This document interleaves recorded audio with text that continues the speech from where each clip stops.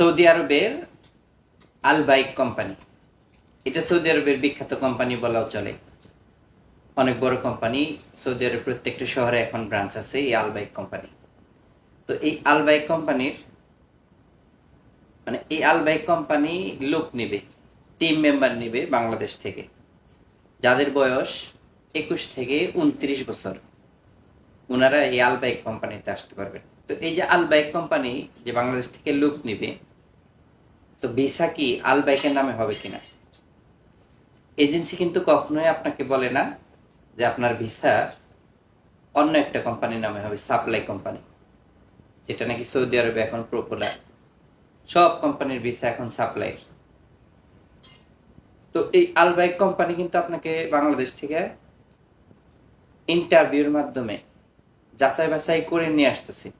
এরপরেও ভিসা লোক নিচ্ছে হইলো সাপ্লাই থেকে, তো ওই ভিসা দিচ্ছে হইলো সাপ্লাই কোম্পানি। অনেকে জিজ্ঞেস করেন যে ভাই, এজেন্সি আমাকে বলতেছে যে আল বাইকের নামে ভিসা হবে, তো এটা কতটুকু সত্য? তো এটা একেবারে ভিত্তিহীন কথা।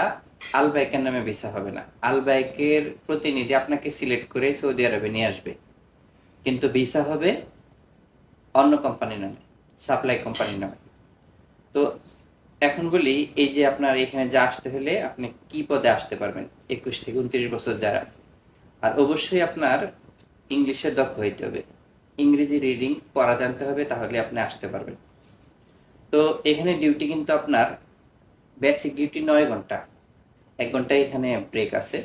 তো 9 ঘন্টা বেসিক ডিউটি, আর প্রত্যেকটা ব্রাঞ্চে আপনার ওভার টাইম আছে। কোনো কোনো ব্রাঞ্চে 3 ঘন্টা, কোনোটা 4 ঘন্টা, 5 ঘন্টা, 6 ঘন্টা ওভার টাইম সহ এরকমও ব্রাঞ্চ আছে সৌদি আরবে। তো আপনার কিন্তু কঠোর পরিশ্রম করতে হবে আল বাইক রেস্টুরেন্টে যদি কাজে আসেন। ওনাদের বেসিক বেতন হচ্ছে আপনার 800 প্লাস 200 প্লাস 130 রিয়াল একটা খাবারের কুপন, যেটা নাকি রেস্টুরেন্ট থেকে আপনি খাইতে পারবেন। কিন্তু ওভারটাইম সহ আপনি হয়তো 1700 থেকে 1600, 1700, 1800 এরকম বেতন উঠাইতে পারবেন। আর 2 বছর পরে অবশ্যই আপনার বেতন বাড়বে। কিন্তু যারা আসতে চাইতেছেন, কঠোর পরিশ্রম করার মন মানসিকতা যদি আপনার থাকে, যে রেস্টুরেন্টে আপনি 14 ঘন্টা 15 ঘন্টা দাঁড়ায় থাকতে পারবেন, দাঁড়ায় থেকে কিন্তু কাজ করতে হবে। রেস্টুরেন্টের কাজ মানে কি আপনার দাঁড়ায় থাকতে হবে। দাঁড়ায় থাকতে থাকতে আপনার কোমর ব্যথা হয়ে যাবে।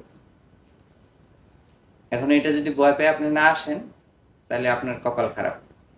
কারণ আপনার মতো আরো হাজার হাজার লোক এই কাজ করে খাচ্ছে। তো আপনাকে অবশ্যই কঠোর পরিশ্রমী হতে হবে যদি আপনি প্রবাসে আসতে চান। তো এই আল বাইক কোম্পানি কিন্তু সারা বছর বাংলাদেশ থেকে লোক নিয়ে আসে, যদিও সাপ্লাই কোম্পানির ভিসাগুলো, কিন্তু এই কোম্পানিটা বছরে 4-5 বার লোক নেয় বাংলাদেশ থেকে। তো বাংলাদেশে অসংখ্য বেকার ভাই আছেন যারা রেস্টুরেন্টে জব করেন, রেস্টুরেন্ট কোম্পানিতে আসতে চান, তো আল বাইকে আসতে পারেন। আল বাইকের ভিসা যদিও আপনার সাপ্লাই কোম্পানি, তবে একেবারে খারাপ না।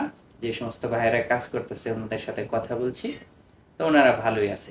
তো এর মধ্যে যে সাপ্লাইটা আপনার কাছে ভালো হয়, আমিও দু একটা সাপ্লাইয়ের খোঁজ নিছি, এরা খুবই ভালো। তো কারো যদি মনে হয় যে কোন সাপ্লাই আপনি আসবেন, যদি পরামর্শ লাগে, তো অবশ্যই ইনবক্স করবেন, আমি এখানে বলে দেব। তবে কোন এজেন্সি থেকে আপনি এই আল বাইক কোম্পানিতে আসবেন, এটা হলো আপনার বিষয়।